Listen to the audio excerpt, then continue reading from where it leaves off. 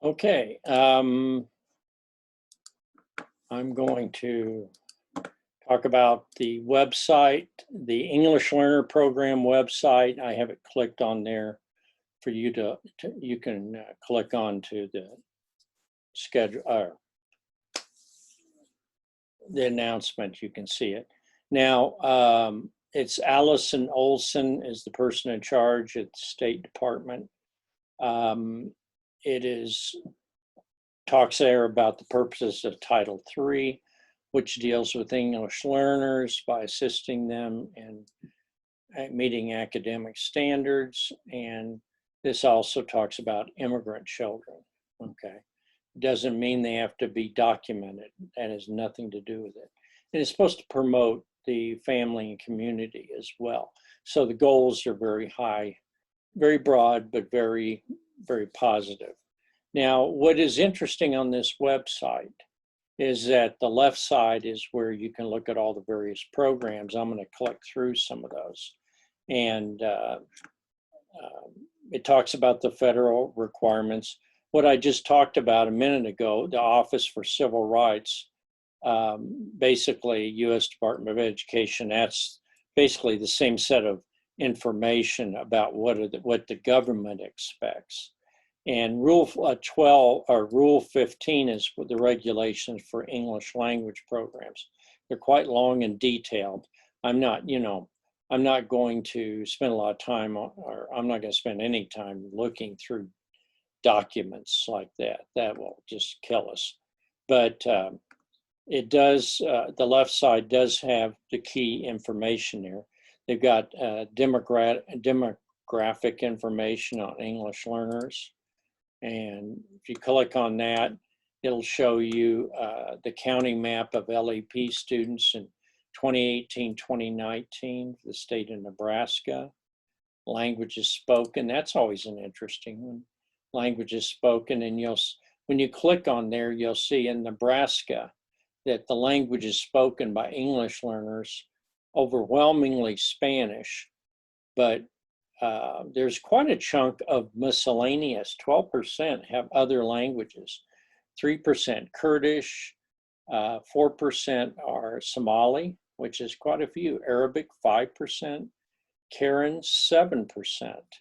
And that's a tribe, a group of people tribal people that come from Southeast Asia, particularly from Myanmar, old Siam, it used to be Burma, and they ruthlessly persecute minorities, whether they're Muslim or different types of religious or ethnic groups. They drive them out. So it's pretty ugly policies of that country. Okay, so you can look at counties, and if you want to, the county map, which is right above that, you can take a nice look. You can see which parts of the state of Nebraska have English language learners, and this is 18, 19. But you can see blue, there aren't too many, blank or none. Cherry wouldn't have any. But you actually notice along I-80, you've got Adams, Hall, which is Grand Island, Dawson, obviously, Buffalo, and Lincoln. Buffalo has between 100 and 500. They probably have 110 maybe. But some places have a huge number. It's interesting because you notice Scotts Bluff out there. I got a student who teaches out there, Valeria, and she's in Scotts Bluff and has quite a few English second language students. And you got some up in Holt, okay? And you can obviously Wayne and Madison, and Dakota has quite a few also. So there you can see that Nebraska, except for the Northwest and the North, has a fairly high number of English second language students. I always think that's pretty cool. Okay, all right, now what I would do is I would go down, you can look at serving English language learners, and under there you got identification of English second language learners. How does that, okay, and you click on that and you go to welcoming and identifying, there's a module. And what Teresa did before she left, before she retired, she actually did a module so that you can get some practice dealing with it. And so there's one there, Parent's Guide to English Language Programs. And you also has kind of a Adobe PDF there, and you can click on that. And it's very visual and it's interactive. So it talks about different parts of it, and it shows like a road. And so what I want you to do for this website is I want you to explore it, because this is the resource that will provide information for you. And that's where our tax money goes, and certainly should in a state that has so many English second language students. See if I can close this one. And then it also has it in Spanish. Now, they don't have it in every language, but you can watch it in different languages. Then going down, you can look at English language program descriptions and designs and stuff like that.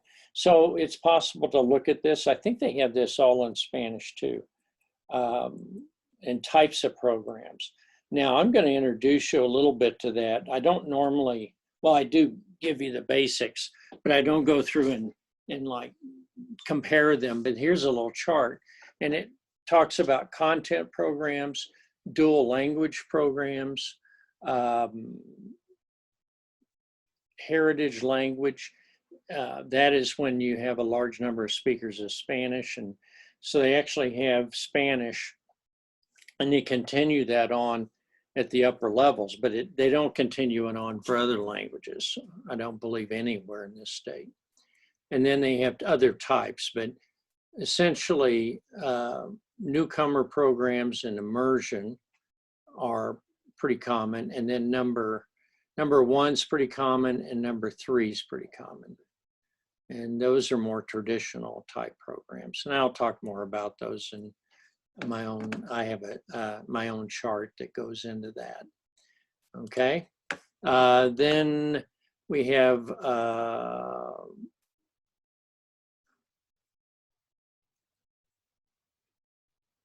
let's see, we've got some interesting things. I just want you to search through here, because this is very important, just to go through and look at these. It talks about ELL program guides, talks about guidance for some look-fors focused on what do you look at. That's kind of weirdly worded. What to look for in English language learner programs. Secondary English language working group. And then serving students with interrupted. A lot of times in English second language, you get students who haven't been in school, either never or have not been in school consistently in any situation. Then you have staffing and professional, and they have modules here, and they talk about this. Staffing requirements, they have the law, and then they have a module dealing with this. And you can actually sign up and look at the Digital Learning Center. And so what I want you to do for this class is to go into the website. Now, if I happen to have somebody from a different state, I want you to go to your website for your state. And I'm going to have to look to see who that is. I'm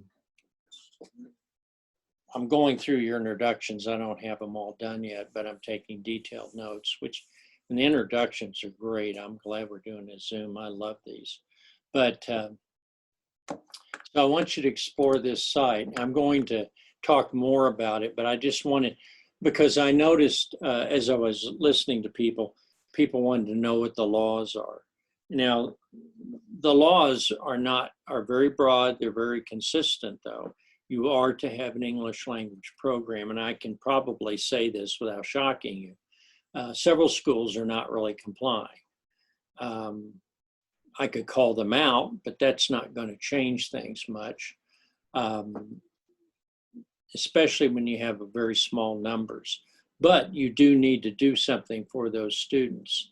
And my goal in this particular class is to put you in touch with Allison at the state and myself, but Allison has far more resources and can provide you more guidance than I can.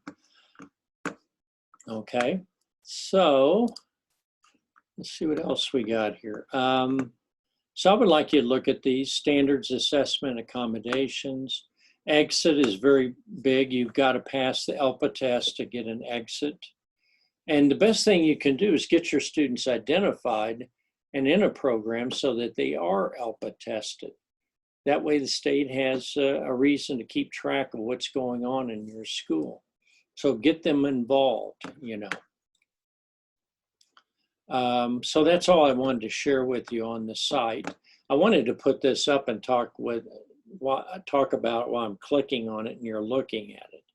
I wasn't quite able to do that today. I'm not the most adept person at some of these. I thought I had it figured out, but I apparently didn't. But I want you to look at this, and this should be of some value to you. And I hope I noticed when some people were talking, they said, look, I don't know anything. And so I'm going to, you know, I can quote you the law, but I'm more interested in you having things to look at that you can find assistance, because we're not going to sue our ways into justice as much as that may seem to be an option. It's not particularly useful. All right, well, thank you very much.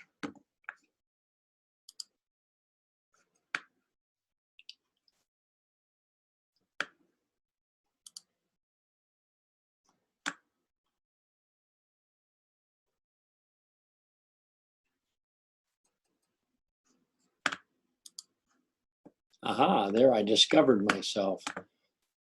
Okay, now we're going to do end.